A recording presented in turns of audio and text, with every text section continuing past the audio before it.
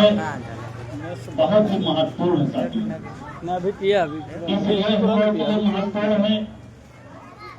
कि जो पिछला चुनाव 2022-2024 का चुनाव हुआ था,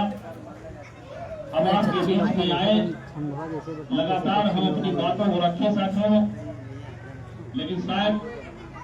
आप लोग हमारी बातों को नहीं समझ सके, और अगर हम लोग नहीं समझे हैं तो उसका नुकसान भी हम लोग के सामने है साथियों। एक तरफ उत्तर प्रदेश में बाबा बुलडोजर की सरकार है, दूसरी तरफ साथियों जिनको हम लोगों ने तन मन धन वोट दे करके 2022-2024 में विधानसभा और लोकसभा में भेजने का काम किया था। जब उत्तर प्रदेश में नफरत की सरकार साथियों शुरू हुई, जनपद श्रावस्ती में बुलडोजर की कार्यवाही शुरू हुई, तो भाजपा की तरफ से साथियों कार्यवाही शुरू किया गया, लेकिन हम लोगों ने जिनको तन मन वोट दे करके विधानसभा में भेजा था, मान सम्मान देने के बाद भेजा साथियों, हर वोट से जिता कर भेजा था। जब हमारे 296 मदरसे सील कर दिए गए, 37 मदरसे और मजार मिला के 43 बुलडोजर गिरा दिया गया, और सबसे ज्यादा कार्रवाई साथियों हुई तो आपको चाहे परसोना रहा हो, हेमपुर रहा हो, गढ़ी रहा हो, भिंगा में तहसील के सामने तमाम मुस्लिम समाज के मकान को साथियों बुलडोजर से गिरा दिया गया। लेकिन जिन लोगों साथियों हम लोगों ने मजबूत करके भाजपा से बचने के लिए, अपने मस्जिद मसाजिद से बचाने के लिए, अपने मान सम्मान को बचाने के लिए हमने वोट देकर भेजा था।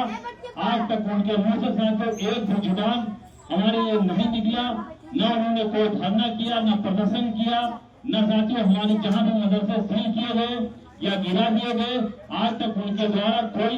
वहां न तो जा करके सर्वे किया गया, न तो विधानसभा में उठाने का काम किया गया, न रोडों पे कोई प्रदर्शन किया गया। जिस तरीके से साथियों आज उत्तर प्रदेश में किसी भी समाज के साथ अत्याचार होता है, उसी समाज के लोग जो होते हैं साथियों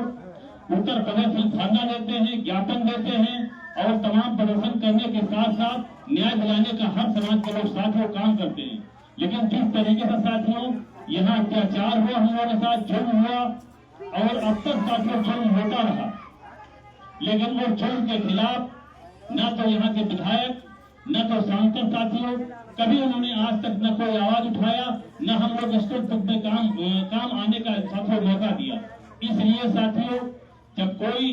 मौके पे हम लोग वक्त जरूरत पे नहीं खड़ा होता है तो ऐसे लोग साथियों बहिष्कार करना चाहिए, क्योंकि जब उत्तर प्रदेश देश में जो हालात हैं साथियों, न तो हम सरकार बदल सकते हैं, क्योंकि सरकार बदलते बदलते अब तक हम लोग साथियों हाल ये हुआ कि मौके पर हम अपना विधायक नहीं बना पाए जो हम लोग के मसले मसाइल पर कहीं खड़ा होता है।